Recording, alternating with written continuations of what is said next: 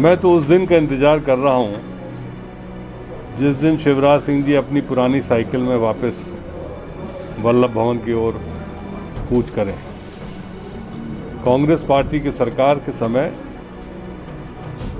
2 रुपये लीटर बढ़ गया था तो पूरी कैबिनेट के साथ साइकिल में सवार हुए थे। आज जब अंतर्राष्ट्रीय बाजार में तेल का भाव घटा है उस समय की तुलना पर, और वैट की वजह से और टैक्स की वजह से इतना रेट हो गया, लेकिन न मोदी जी को न प्रदेश के मुख्यमंत्री जी को कान में जूं रेंग रही है। और जनता भी आजकल मेरे ख्याल से उतना चिंता नहीं कर रही है, नहीं तो इतने में तो बवाल हो जाना चाहिए। बीजेपी के नेतागण सिर्फ एक चीज पर जुटे रहते हैं और वो है चुनाव के लिए।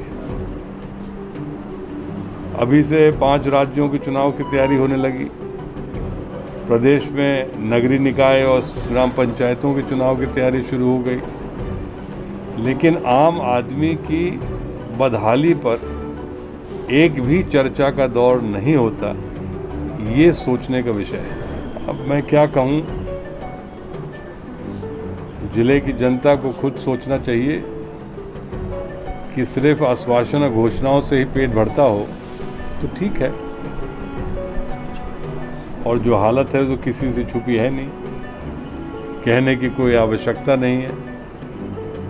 चाहे विकास का कोई से भी मापदंड ले लिया जाए, यदि कहीं पर भी तरक्की हुई हो तो बताएं। देखिए, अतिक्रमण की जहाँ तक बात है, ये इनका विशेषाधिकार है। आप यदि सर्वे करेंगे तो अनेक तालाबों में अतिक्रमण हो रहा है और संरक्षण भारतीय जनता पार्टी के नेता दे रहे हैं। यदि किसी अधिकारी के पास कोई आम आदमी जाता भी है कि हमारे गांव के तालाब में अतिक्रमण हो रहा है या सूखा नदी का अतिक्रमण, तो साफ उत्तर देते हैं कि सत्ता पक्ष का दबाव है। मैं बहुत साल से राजनीति में हूँ, इस तरह की हालत देखने को मुझे पहले कभी नहीं मिला। तो ये लगता है कि प्रशासन को दबाव में, सत्ता पक्ष के दबाव में रहकर काम करना चाहिए।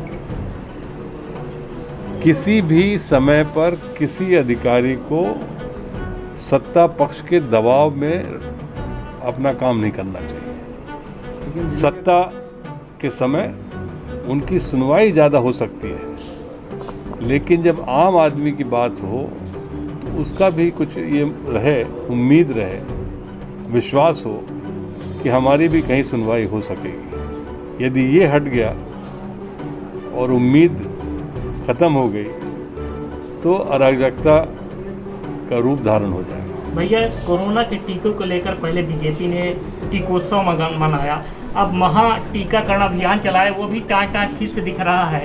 टीकाकरण होते ही बीच में ही खत्म हो जाते हैं। अभी टीकाकरण अभियान जो चला था 29 तारीख तक के लिए, वो भी पूरा नहीं हुआ। 2 दिन के लिए फिर से अब बंद है टीकाकरण। क्या कहना चाहेंगे, क्या सरकार टीकाकरण का लॉलीपॉप दिखा रही है लोगों को?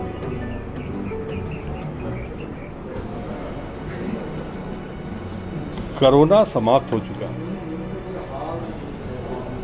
कोरोना से हम जीत चुके हैं। याद करो, आप अपने वरांडे में खड़े होकर, छत पे खड़े होकर ताली पीटी होगी।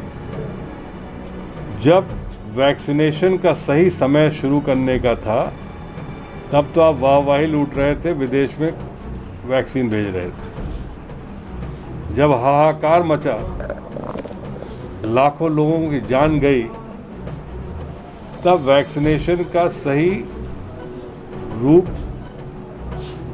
मोदी जी ने दिया। लेकिन जब वैक्सीन ही नहीं है तो आप कौन सा अभियान चालू कर रहे हैं? जनता को स्पष्ट करिए कि हम इतने दिन में इतने उम्र वालों को वैक्सीनेशन कर पाएंगे। जो अभी तक आंकड़े समझ में आते हैं, मुझे नहीं लगता कि अगले 2 साल तक सबको वैक्सीन लग पाएगी।